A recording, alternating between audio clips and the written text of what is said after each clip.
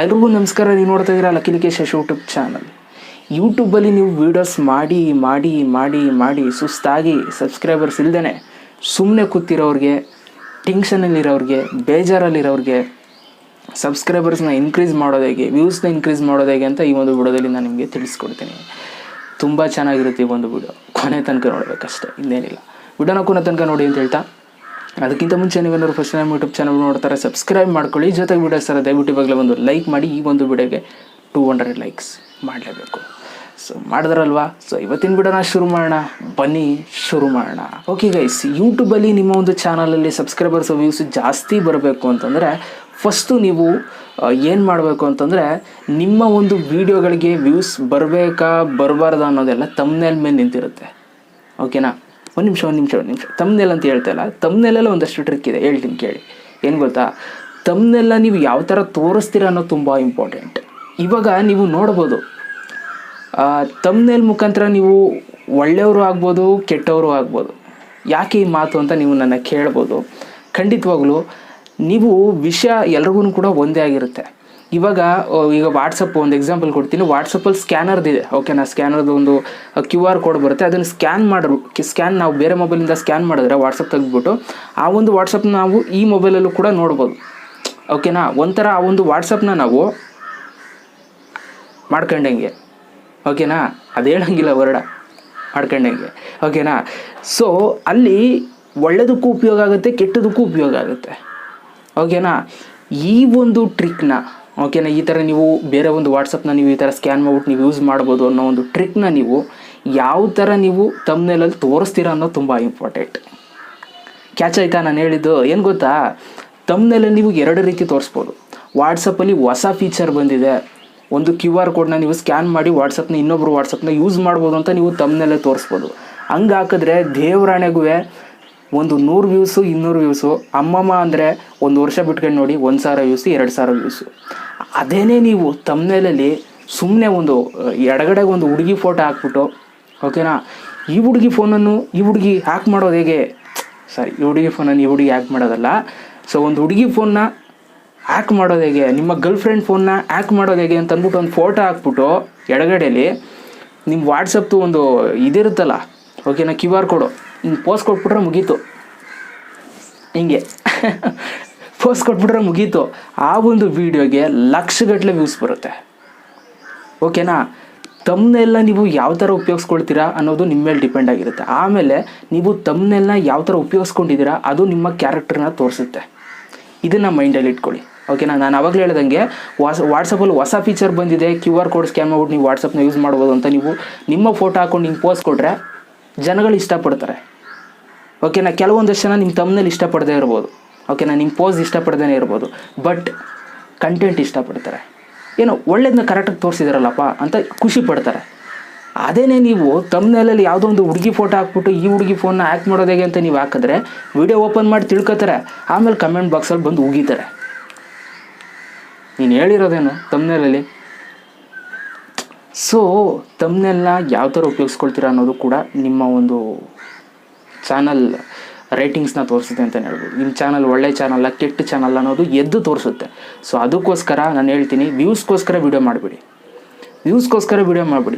ತಮ್ನೆಲ್ಲ ನಿಮ್ಮ ಫೋಟೋ ಇದ್ರೂ ತಲೆ ಕೆಡಿಸ್ಕೊಬೇಡಿ. ನಿಮ್ಮ ತಮ್ನೇಲ್ಗೆ ನಿಮ್ಮ ಫೋಟೋ ಹಾಕೊಂಡಿದ್ದೀರಾ ವ್ಯೂಸ್ ಬರ್ತಲ್ಲ ಅಂತರೂ ತಲೆ ಕೆಡಿಸ್ಕೊಬೇಡಿ. ಆದರೆ ಯಾವುದೋ ಒಂದು ಹುಡುಗಿ ಫೋಟೋ ಹಾಕ್ಕೊಂಡು ಇವ್ರ ಫೋನ್ ಹ್ಯಾಕ್ ಮಾಡಿ ಅದು ಮಾಡಿ ಇದು ಮಾಡಿ ಅಂದ್ಕೊಂಡು ಹಾಕಬೇಡಿ. ಆ ಜೀವನ ಬೇಡ ನಿಮಗೆ, ಓಕೆನಾ? ವ್ಯೂಸ್ ಬರುತ್ತೆ, ಬೆಲೆ ಇರಲ್ಲ.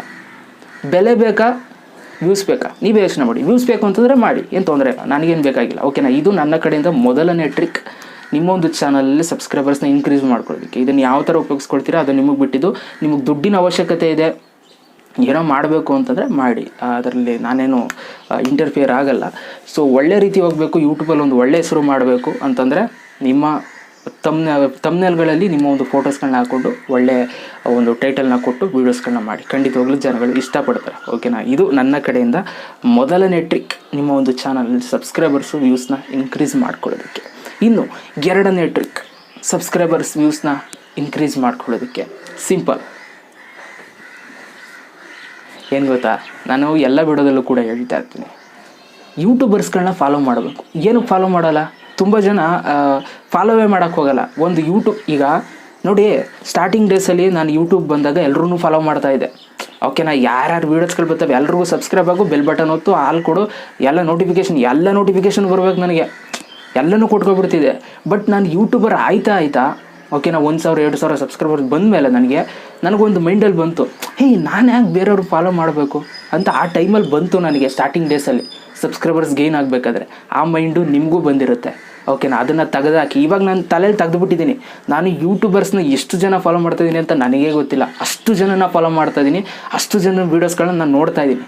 ಓಕೆನಾ, ಈ ಥರ ಮೈಂಡ್ ಸೆಟ್ಟಿಗೆ ಬರಬೇಕು ನೀವು. ಸ್ಟಾರ್ಟಿಂಗ್ ಡೇಸಲ್ಲಿ ಇದಕ್ಕೆ ಬಂದುಬಿಡಿ ಮೈಂಡ್ ಸೆಟ್ಗೆ. ನಾನೇನೋ ಬಿಡಿ, ನಾನು ಬುದ್ಧಿ ಕಲೀಲಿಲ್ಲ ಅವಾಗ, ನಾನು ಯಾರು ಬುದ್ಧಿ ಹೇಳೋರು ಇರಲಿಲ್ಲ ಆ ಟೈಮಲ್ಲಿ. ನಾನು ಯಾರನ್ನೂ ಫಾಲೋ ಮಾಡ್ತಿರಲಿಲ್ಲ. ಸೊ ಯೂಟ್ಯೂಬರ್ ಆದಮೇಲೆ ಸುಮ್ಮನೆ ಟೈಮ್ ವೇಸ್ಟ್ ಮಾಡ್ಕೊಂಡೆ ಆ ಟೈಮಲ್ಲಿ. ಬಟ್ ಈ ಟೈಮಲ್ಲಿ ನಾನು ಉಪಯೋಗಿಸ್ಕೊಳ್ತಾ ಇದ್ದೀನಿ. ಇಲ್ಲ, ನಾನು ಫಾಲೋ ಮಾಡಬೇಕು, ನಾನು ಯೂಟ್ಯೂಬರ್ ಅಲ್ವಾ, ಅವರು ಅದೇ ಥರ ಯೂಟ್ಯೂಬರ್ ಅಲ್ವಾ, ಅವ್ರನ್ನ ನಾವು ಫಾಲೋ ಮಾಡಬೇಕಲ್ವಾ ಅಂತಂದ್ಬಿಟ್ಟು ಫಾಲೋ ಮಾಡ್ತಾಯಿದ್ದೀನಿ. ಇವಾಗ ಎಲ್ಲರೂ ಫಾಲೋ ಮಾಡ್ತೀನಿ, ಎಲ್ಲರೂ ವೀಡಿಯೋಸ್ಕೊಂಡು ನೋಡ್ತೀನಿ. ಹೋಗುವಾಗ ಅವಾಗವಾಗ ಒಂದೊಂದು ಸೂಪರ್ ಬ್ರೋ, ಚೆನ್ನಾಗಿದೆ ಬ್ರೋ ಅಂತ ಇಷ್ಟ ಆದರೆ ಮನ್ಸಾರೆ ಕಮೆಂಟ್ ಮಾಡಿಬಿಟ್ಟು ಬರ್ತೀನಿ. ಓಕೆನಾ, ಇದನ್ನು ನೀವು ಕೂಡ ಮಾಡಬೇಕು. ಇದು ಒಂದು ಸಣ್ಣ ನಿಮಗೆ ಸಲಹೆ ಅಷ್ಟೇ.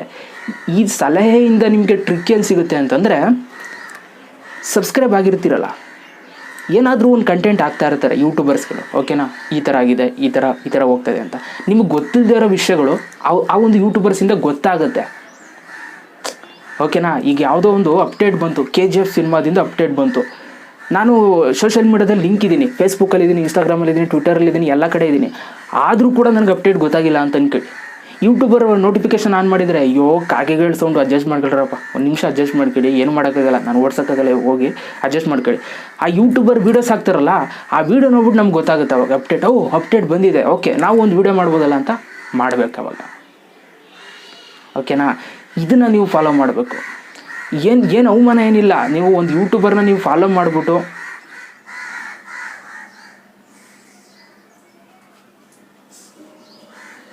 ತಡ್ಕೊಳಕ್ಕಾಗಲಿಲ್ಲ, ಹೋಗಿ ಓಡಿಸ್ಬಿಟ್ಟು ಬಂದೆ, ಹಂಗೂ ಬಂದ್ಬಿಟ್ಟವೆ ತಿರ್ಗಾ ಕಾಗೆಗಳು. ಇರಲಿ ಬಿಡಿ, ಓಕೆ, ಹಿಂಗೆ ಕತೆ. ಓಕೆನಾ, ಒಂದು ಯೂಟ್ಯೂಬರ್ಗಳನ್ನ ಫಾಲೋ ಮಾಡಿ, ಅವ್ರು ಹಾಕುವಂಥ ಕಂಟೆಂಟ್ಗಳನ್ನ ಅಬ್ಸರ್ವ್ ಮಾಡ್ತಾರೆ. ನಿಮ್ಗೇನಾದರೂ ಆ ಅಪ್ಡೇಟ್ ಇಷ್ಟ ಆಯಿತು, ನೀವು ಮಾಡ್ಬೋದು ಅಂತ ಅನ್ಸಿದ್ರೆ ಮಾಡಿ, ಏನು ತಪ್ಪೇನಿಲ್ಲ. ಓಕೆನಾ, ಅದರಲ್ಲಿ ಯಾವುದೇ ರೀತಿ ಬೇಜಾರಿಲ್ಲ, ಅಥವಾ ಏನೋ ಒಂಥರ ಸಂಕೋಚ ಪಟ್ಕೋಬೇಡಿ ಅಷ್ಟೇ. ನಾನು ಸಿಂಪಲಾಗಿ ಹೇಳೋದು ಅಷ್ಟೇ. ಓಕೆನಾ, ಎಲ್ರಿಗೂ ಕಂಟೆಂಟ್ ಒಂದೇ. ಓಕೆನಾ, ಎಲ್ಲ ಯೂಟ್ಯೂಬರ್ಸ್ಗೂ ಅಪ್ಡೇಟೇ ಅದು. ಸೊ ಅದರಿಂದ ಫಾಲೋ ಮಾಡಿ, ಇದು ಮಾಡಿ ಅಷ್ಟೇ, ಇನ್ನೇನಿಲ್ಲ. ಇದರಿಂದ ನಿಮ್ಮ ಒಂದು ಸಬ್ಸ್ಕ್ರೈಬರ್ಸ್ನ ಇನ್ಕ್ರೀಸ್ ಮಾಡ್ಕೋಬೋದು. ಇನ್ನು ನಿಮ್ಮ ಒಂದು ಸಬ್ಸ್ಕ್ರೈಬರ್ಸ್ನ ಇನ್ಕ್ರೀಸ್ ಮಾಡೋದಕ್ಕೆ ಮೂರನೇ ಟ್ರಿಕ್ ಏನಪ್ಪ ಅಂತಂದರೆ, ಆದಷ್ಟು ನಿಮ್ಮ ಒಂದು ಯೂಟ್ಯೂಬ್ ವೀಡಿಯೋಸ್ಗಳಿಗೆ ಯಾರೆಲ್ಲ ಕಮೆಂಟ್ಸ್ ಮಾಡ್ತಾಯಿರ್ತಾರೆ, ಆ ಪ್ರತಿಯೊಬ್ಬ ಕಮೆಂಟ್ಸ್ಗಳಿಗೂ ಕೂಡ ಹೋಗಿ ರಿಪ್ಲೈನ ಕೊಡಿ. ಸ್ಟಾರ್ಟಿಂಗಲ್ಲಿ ನಿಮ್ಗೆ ಅಷ್ಟೊಂದು ಜನ ಸಬ್ಸ್ಕ್ರೈಬರ್ಸ್ ಇಲ್ಲ ಅಂದಾಗ ನೀವು ಆರಾಮಾಗಿ ಎಲ್ರಿಗೂ ರಿಪ್ಲೈ ಕೊಡ್ಬೋದು. ಬಟ್ ಹೋಯ್ತಾ ಜಾಸ್ತಿ ಆದಾಗ ಎಲ್ರಿಗೂ ಕೂಡ ನೀವು ರಿಪ್ಲೈ ಕೊಡೋದಕ್ಕಾಗಲ್ಲ. ಅಂಥ ಸಮಯದಲ್ಲಿ ನಿಮ್ಗೆ ರಿಪ್ಲೈ ಕೊಡೋಕ್ಕಾಗ್ತಿಲ್ಲ ಅಂತಂದರೆ ಅಟ್ಲೀಸ್ಟ್ ಒಂದು ಆರ್ಟ್ ಆದರೂ ಕೊಟ್ಟು ನಿಮ್ಮ ಒಂದು ವ್ಯೂವರ್ಸ್ಗಳನ್ನ ಅಟ್ರ್ಯಾಕ್ಟ್ ಮಾಡಿಕೊಂಡು ನಿಮ್ಮಲ್ಲೇ ಇಟ್ಕೊಳ್ಳಿ. ಓಕೆನಾ, ಇದು ನಾನು ಸಜೆಸ್ಟ್ ಮಾಡ್ತೀನಿ ತುಂಬ ಜನಕ್ಕೆ.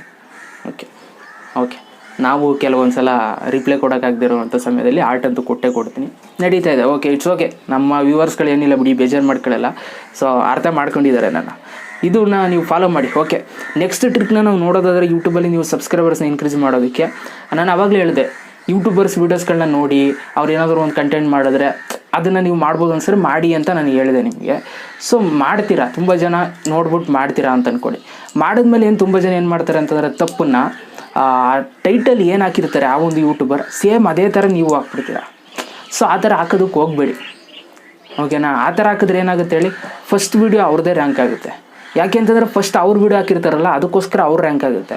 ನೀವೇನು ಮಾಡಬೇಕು, ನಿಮ್ಮ ಒಂದು ವೀಡಿಯೋ ರ್ಯಾಂಕ್ ಆಗಬೇಕು ಅಂತಂದರೆ, ನೀವು ಅದೇ ಕಾನ್ಸೆಪ್ಟು ಮಾಡಿದ್ದೀರಾ ಅಂತಂದರೆ ಸ್ವಲ್ಪ ಬದಲಾವಣೆ ಇರಲಿ ಟೈಟಲಲ್ಲಿ. ಓಕೆನಾ, ಈಗ KGF ಅಪ್ಡೇಟ್ ಬಂದರೆ KGF ಚಾಪ್ಟರ್ ಅಪ್ಡೇಟ್ ಅಂತ ಆ ಒಂದು ಯೂಟ್ಯೂಬರ್ ಹಾಕಿದರೆ, ನಾವೇನು ಮಾಡ್ಬೇಕು ಹೇಳಿ, KGF ಚಾಪ್ಟರ್ 2 ಅಪ್ಡೇಟ್ ಇನ್ ಕನ್ನಡ, ಈ ಥರ ಒಂದು ಸ್ವಲ್ಪ ಬದಲಾವಣೆ ತಂದು ಹಾಕಿದ್ರೆ ನಿಮ್ಮ ಒಂದು ವೀಡಿಯೋಸ್ಗಳು ಇದರಲ್ಲಿ ರ್ಯಾಂಕಿಂಗ್ ಆಗುವಂಥ ಚಾನ್ಸ್ಗಳು ತುಂಬ ಇರುತ್ತೆ. ಓಕೆನಾ, ಇದು ನನ್ನ ಕಡೆಯಿಂದ ಯೂಟ್ಯೂಬಲ್ಲಿ ಸಬ್ಸ್ಕ್ರೈಬರ್ಸ್ ವ್ಯೂಸ್ನ ಇನ್ಕ್ರೀಸ್ ಮಾಡೋದಕ್ಕೆ ಕೆಲವೊಂದಷ್ಟು ಟ್ರಿಕ್ಸ್ಗಳು. ವೀಡಿಯೋಸ್ ಎಲ್ಲ ದಯವಿಟ್ಟು ಒಂದು ಲೈಕ್ ಮಾಡಿ, ಜೊತೆಗೆ ತುಂಬ ಕಮೆಂಟ್ ಮಾಡಿ. ಮತ್ತೆ ಸಿಗ್ತೀನಿ. ಎಲ್ರಿಗೂ ಬಾಯ್, ಜೈ ಹಿಂದ್, ವಂದೇ ಮಾತರಂ. ಸಿಕ್ಕಾಬಟ್ಟೆ ಡಿಸ್ಟರ್ಬೆನ್ಸ್. ಓಕೆ.